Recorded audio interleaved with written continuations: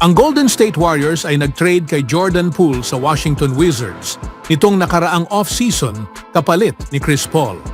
Isang hindi inaasahang pagtatapos sa panahon ni Poole sa Golden State matapos siyang maging mahalagang bahagi ng kanilang 2022 NBA Championship, resulting in a 4-year, $128 million contract extension.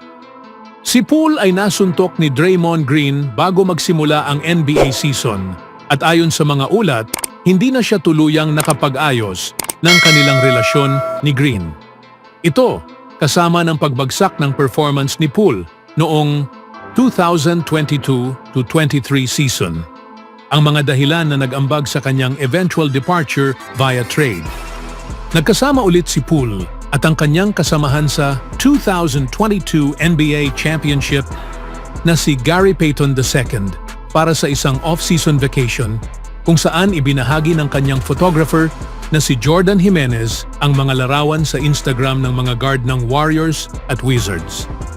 Habang nagkaroon ng issue si Poole kay Green, lahat ng kanyang iba pang mga kakampi ay puro positibo lamang ang sinasabi tungkol sa kanya.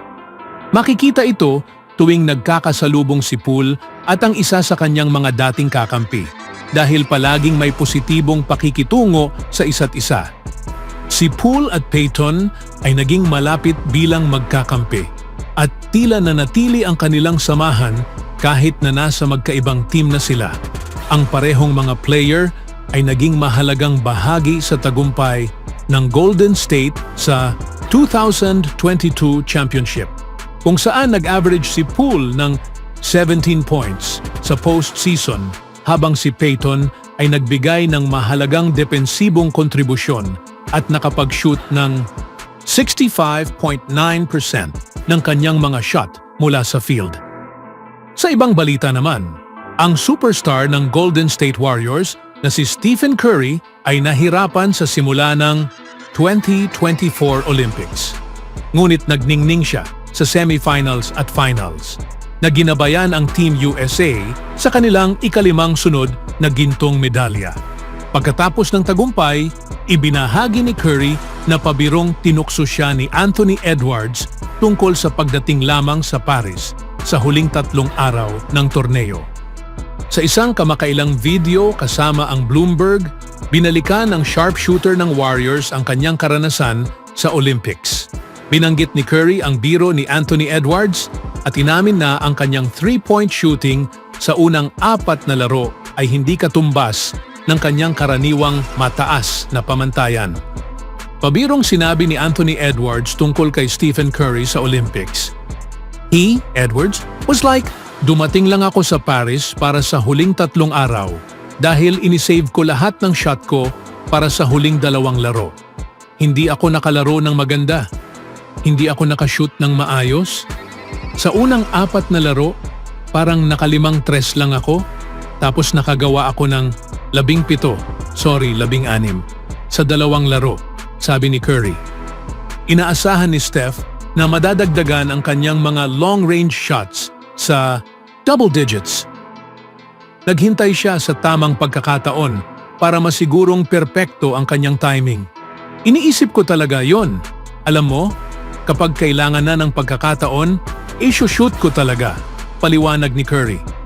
Ang biro ni Anthony Edwards tungkol kay Stephen Curry sa Paris Olympics ay tumutugma sa iniisip ng ilang mga tagahanga tungkol sa sharpshooter sa kabila ng 15 taon sa NBA. Nahirapan si Steph sa kanyang unang Olympic debut. Kinuha ni Chef Curry ang perpektong pagkakataon upang ipakita ang kanyang husay sa semifinal laban sa Serbia. Pinangunahan ng 3 beses na NBA MVP, Nikola Jokic, mabilis na nagkalamang ang Serbia at naipagpatuloy ito sa halos buong laro. Sa simula ng ika-4 na quarter, nag-lead ang Serbia ng 76-63. Sa kabutihang palad para sa Team USA, tumugon si Stephen Curry. Karamihan sa kanyang 36 points, 7 rebounds, at 8 assists ay nagmula sa kritikal na bahagi ng laro. Siya ay nakashoot ng 12-19 mula sa field at kahangahangang 9-14 beyond the arc. Mas marami kaysa sa kanyang mga naunang 3 laro. Ang pagtatanghal ni Stephen Curry ay mahalaga upang makuha ang makitid na 95-91 na tagumpay para sa Team USA na nagpigil sa isang posibleng kahiya-hiyang pagkatalo. Bago tumungo sa Paris, alam na ni Steph na kakailanganin ng oras upang makuha ang kanyang ritmo. Bilang unang beses na Olympian, kailangang mag-adjust ng 4 na beses na NBA champion sa mga patakaran ng FIBA na malayo sa mga patakaran ng NBA. Si Stephen Curry ay kalaunan nahanap ang kanyang ritmo. Sa Team USA Showcase bago ang Olympics, nakapagtala si Steph ng 14 out of 37 3-point attempts sa karaniwan niyang 37.8 na shooting percentage.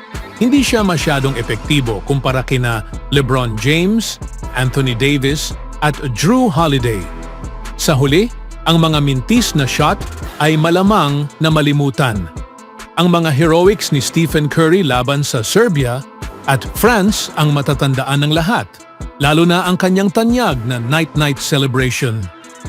Si Steph ay lumabas bilang isang bayani sa kanyang pagbabalik. Pinuri ng mga dating player at mga fans.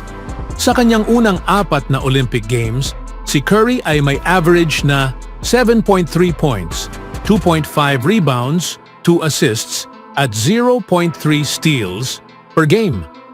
Nahirapan din siya sa kanyang shooting na tumama lamang ng 35.8% mula sa field at 25% from beyond the arc, malayo sa kanyang karaniwang porma.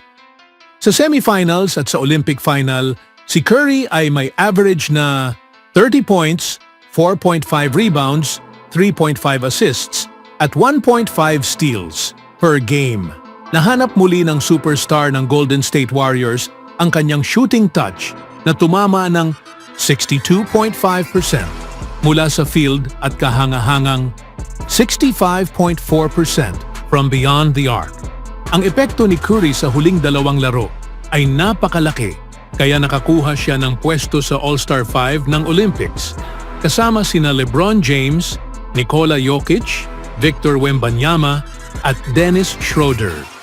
Sa kabilang balita, ang Golden State Warriors ay haharap sa isang matinding kompetisyon sa Western Conference ngayong taon at kakailanganin nila ang isa na namang heroikong season mula kay Steph Curry para magkaroon ng tsansa sa tagumpay. Subalit, hindi ganito ang pananaw ni Zach Lowe ng ESPN. Sa isang episode ng NBA Today ngayong linggo, sinabi ni Lowe na kailangan ng Warriors ng isang malaking move upang makabalik sa seryosong kompetisyon para sa kampyonato. Abutin sila ng isang malaking panalo, isang biglaang swerte, katulad ng nakuha ng Spurs nang madraft nila si Kawhi Leonard bago matapos ang prime ni Tim Duncan. Ani ni Zach Lowe sa ESPN. Kasi ganito ang nangyayari sa mga dakilang player na nananatili sa isang team. Marami kang napapanalunan, pero dahil dito, madalas kang pumipili sa ilalim ng first round sa draft, kaya hindi ka nakakahuli ng mga star. At habang tumatanda ang core ng team, mahirap bumalik sa pagiging dakila habang nandyan pa sila sa liga. Oo, maganda pa rin ang team na to. Malalim sila at kaya nilang manalo ng isang round sa playoffs. Kung maganda ang takbo ng mga bagay, baka manalo pa sila ng 2. Pero hindi sila contender. At okay lang yon. Hindi ito refleksyon kay Steph, hindi rin ito ganap na refleksyon ng maling pamamahala, bagamat tiyak na nais nilang mabawi ang James Wiseman pick. Maghahanap sila ng mga star tulad ng ginawa nila kay Paul George at Lauri Markkanen. Mayroon pa silang mga picks para i-trade, pero mangangailangan ito ng isang home run, isang biglaang swerte para muling makabalik sa tuktok. May higit sa 1 buwan pa ang Warriors bago magsimula ang regular season, kaya umaasa sila na may pagkakataon pang gumawa ng hakbang upang mapabuti ang kanilang team. Ano ang masasabi niyo mga kaibigan?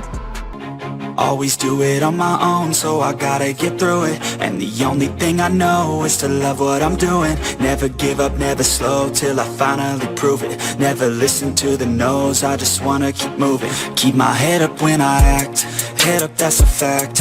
Never looking back, I'ma keep myself on track.